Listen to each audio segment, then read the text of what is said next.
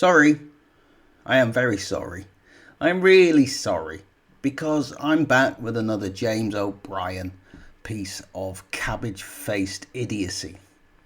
The cabbage boy, the cabbage man, the cabbage-headed cabbage is back just recently, and this is today. This is comment today. He does a thing on his show every Wednesday when they talk about PMQs, Prime Minister's Question Times in the UK, where the Prime Minister and the opposition leader basically waste time for about half an hour.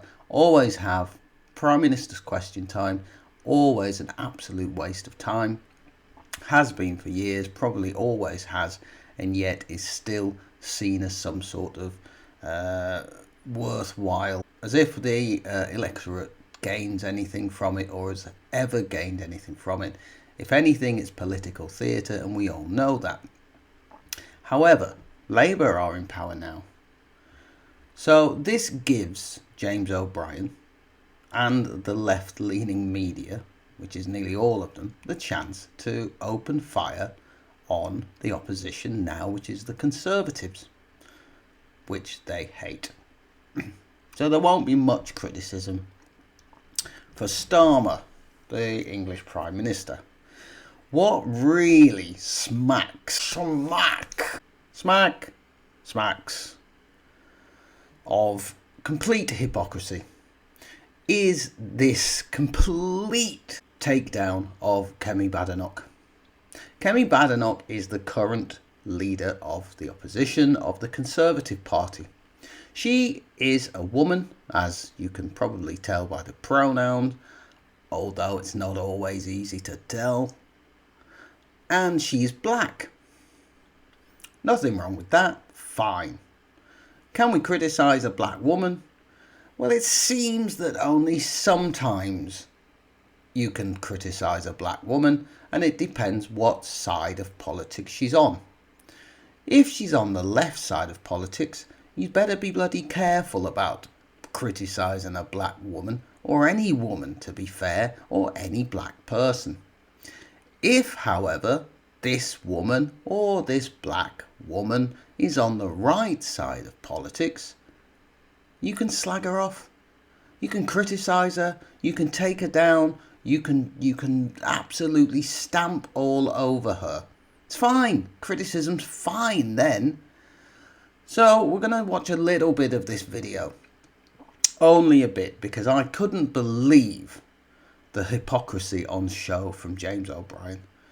Pretty much during the American election, he did not criticise at all Kamala Harris, and pretty much since the election hasn't criticised her. Nor has any Democrat generally criticised her performance. We all know, or most people could see, Kamala Harris was completely unsuitable for, untalented at, and incapable of being the President of the United States. However, all these left idiots were pushing for her to be the President of the United States. So to hear James O'Brien criticise and rebuke and make fun of Kemi Badenoch is rather hypocritical, I think. So let's dive in and listen to, there's the main bit of this show is at the start, where he really lays on the hypocrisy really thick. So let's jump in. Let's get going. Someone else arrogant. I think you might have done. That's fantastic. So should we start with the things I'm puzzled by, Aggie, that you can steer me through? I'll try my best. So all of the policies have been stolen from the Tories, but they're also anti-growth. Yes. That's an admission. And also, it's not the state that creates growth, but it's all their ideas. Right. Do we know why they didn't implement any of these policies while they were in power for 14 years if they had actually dreamt them up all along?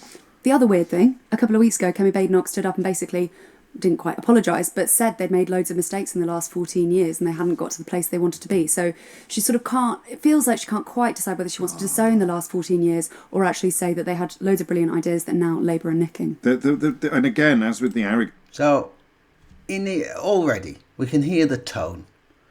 We can hear the condescending tone of both of these people about Kemi Badenoch, about the things she said, about what her policies are, about her performance. We can hear instantly how they are criticising her, which no problem with. You go ahead. Criticise all you like. Anybody can be criticised. The hypocrisy comes when it's allowable for one side of politics to be criticised, but the other not. Unless you're white. Anyway, let's see what else they say. And as with the arrogance accusation, Stephen Bush in the Financial Times has been writing very powerfully about how obvious it's become that she doesn't do the reading. Amazing to turn up for any encounter without having done your research if it's going to be taking place in public or is likely to be reported. But when it is in as a crucible as keenly observed as PMQs, to turn up without having done the reading is... I read Stephen Bush on this in the FT, which you should be doing every day anyway. But the yeah, good, very good criticism, James Cabbage Face O'Brien. I would agree. I would concur that yes, your reading should be done. You should be knowledgeable about the things you're going to talk about, especially if it's going to be in the public, especially if people are going to watch it.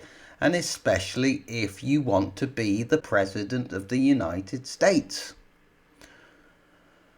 However, where was your criticism of Kamala Harris doing interview after interview, seemingly knowing absolutely fudge all about anything? Where was your criticism then? The people who were criticising her for this, for her lack of preparation, were being called racist, sexist misogynists. And yeah, here we are, James O'Brien commenting and criticising a black woman, and yet feeling that he shouldn't be criticising her. Hysterically hypocritical. The idea that she's then accusing him of not being across the detail. You're not allowed to say anyone has deliberately misled the House, of course, even when Boris Johnson was lying through his teeth. I think it was Dawn Butler got into trouble for saying so. But these are such odd avenues for her to be going down. Also, when you read anything about how former leaders of opposition or prime ministers have approached PMQs, they sort of, Tony Blair, I think, called it sort of bowel wrenching or something. It's something they really worry about and do so much reading. So the idea that she's not kind of treating it the same way makes it quite a strange affair. And I guess begs the question, what is PMQs for now? Someone suggested to me that actually it was just for getting a couple of good clips. Well, did she get a couple of good clips out of that? What has PMQs ever been about? It's not about politics. It's definitely not about answering questions or finding things out. It's about show. It's political theatre. And that's all it's ever been about. And that's all it will ever be about. Because it's treated like political theatre, and so it is. There's no proper questions answered. They never answer questions. They just read or say whatever the prepared thing that they're going to say. So to criticise Badenoch for PMQs not being sort of somehow worth it is ridiculous. She's just being part of what has always been and what will always be.